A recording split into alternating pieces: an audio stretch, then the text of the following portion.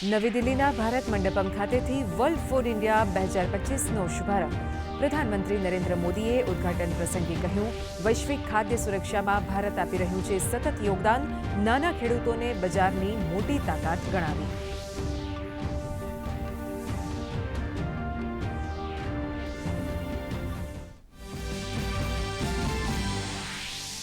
સ્વચ્છ ઉર્જા તરફ ભારતનું વધુ એક ડગલું. પ્રધાનમંત્રી નરેન્દ્ર મોદીએ રાજસ્થાનના બાંસવાડા ખાતે ન્યુક્લિયર પ્રોજેક્ટનું કર્યું ખાતમુહૂર્ત. કહ્યું, આ પ્લાન્ટથી ભારતની ઉર્જા શક્તિમાં જોડાશે નવો અધ્યાય. તો 2 વંદે ભારત સહિત ટ્રેનને લીલી ઝંડી ફરકાવી કરાવ્યું પ્રસ્થાન.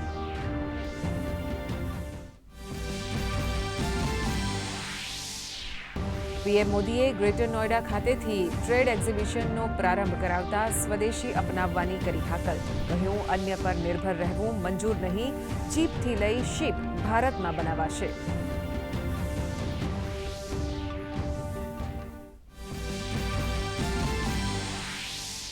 વિધાનસભા ચૂંટણી માટે ભાજપે કસી કમર.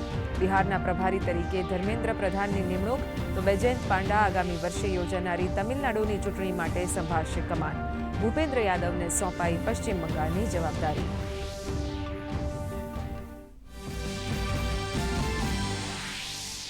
અજેય યોદ્ધા બનવા તરફ ભારતની આગેકૂચ. દેશમાં પ્રથમવાર રેલ આધારિત મોબાઈલ લોન્ચર પ્રણાલીથી કરાયું પ્રક્ષેપણ. તો વાયુસેના માટે 57 તેજસ MK-1Aની કરાશે ખરીદી. વાયુસેનાની તાકાતમાં થશે વધારો. કૃષિમંત્રી રાઘવજી પટેલે થરાદ, વાવ અને સુઈગામ તાલુકાના અતિવૃષ્ટિગ્રસ્ત ગામોની લીધી મુલાકાત. ખેતી પાકોનું નિરીક્ષણ કરી ગ્રામ લોકો સાથે કર્યો સંવાદ.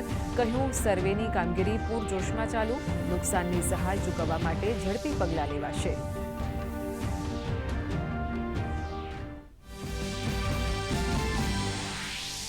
સ્વચ્છ ભારત મિશનના 11 વર્ષ પૂર્ણ થવા નિમિત્તે સ્વચ્છતા હી સેવા પખવાડિયાની રાજ્યભરમાં ઉજવણી.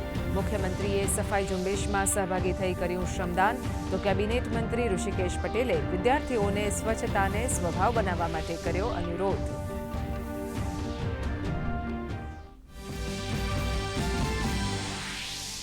આજથી નવી દિલ્હીના JLN ખાતે વર્લ્ડ પેરા એથ્લેટિક્સ ચેમ્પિયનશિપનો પ્રારંભ.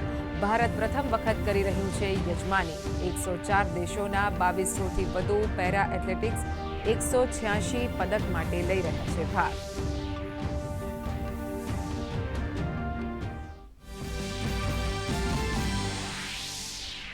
નવરાત્રીના ચોથા દિવસે ખેલૈયાઓની રમઝટ.